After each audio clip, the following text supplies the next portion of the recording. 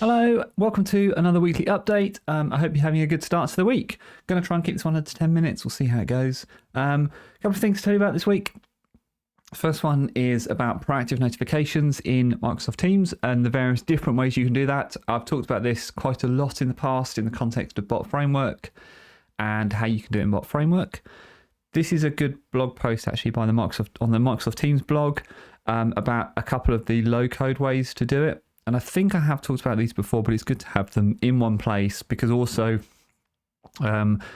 Alexis, who wrote the blog post, goes through some of the throttling limits as well, which is a consideration for the various different ways because there are a few different ways you can do this. So this is the blog post. He goes through using Power Automate and Power Virtual Agent. But it's worth pointing out there is quite a low limit in terms of messages. Well, I mean, it depends how many you're sending, I suppose. It's low is a relative number.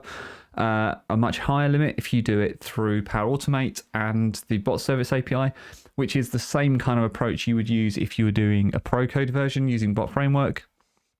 And then there's another way using Power Automate and Company Communicator. Now, that's kind of interesting and seems to have a much higher limit as well. The way that the Company Communicator sends out its messages and uses them, kind of interesting. And what's really interesting that I didn't realize as well actually is there's an API endpoint exposed for Company Communicator now, which is really interesting.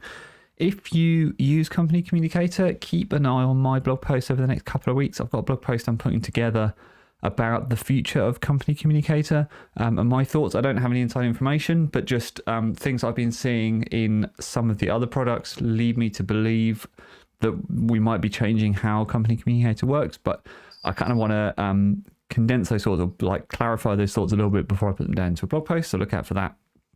Anyway, if you need to send proactive notifications to Microsoft Teams users and you don't necessarily want to write a whole load of code, then maybe take a look at this. This might be a way to kind of get it done without code. And there's a couple of different ways you can do it using Power Automate or using Logic Apps. All right, let's talk about something else. Obviously, the tech market is doing some strange things at the moment. We had some news in the week about Microsoft making a whole bunch of jobs cutting. Sorry if you're in that boat. Really feel for you. Hope it works out. And it's not confined to Microsoft. It's all over the place. I wanted to bring to attention a blog post which rounds up not all of them, a whole bunch of resources that you might find useful if you want to skill up on Azure. So this might be an inflection point in your career when you realize, actually, I should really understand Azure a little bit more. Or it might be something else you go and decide you want to understand a bit more. But if it's Azure, this is the blog post for you. There's lots and lots and lots of resource available to you. There's lots of different exam tracks you can do. There's lots of different videos. There's lots of different labs. There's a whole bunch of stuff going on down here. So if that sounds interesting, and you don't have to be, facing a change of job to make use of this blog post. If it was on your, New Year's resolution list, one of your goals for this year is to upskill in Azure, maybe get some of those certs.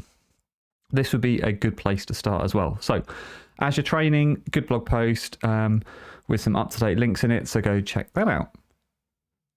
Something else we've been talking about a lot this week is AI and ChatGPT and all those things.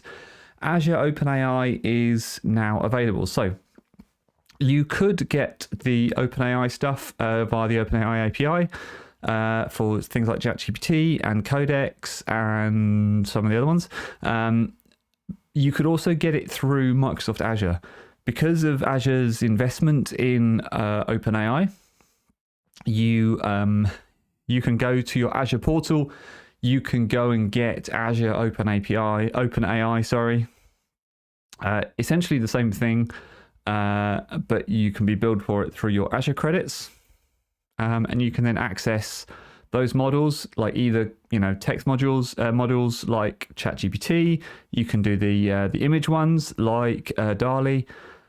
You can access them all through REST APIs. Microsoft have wrapped around some SDKs, like a nice web-based interface you can use.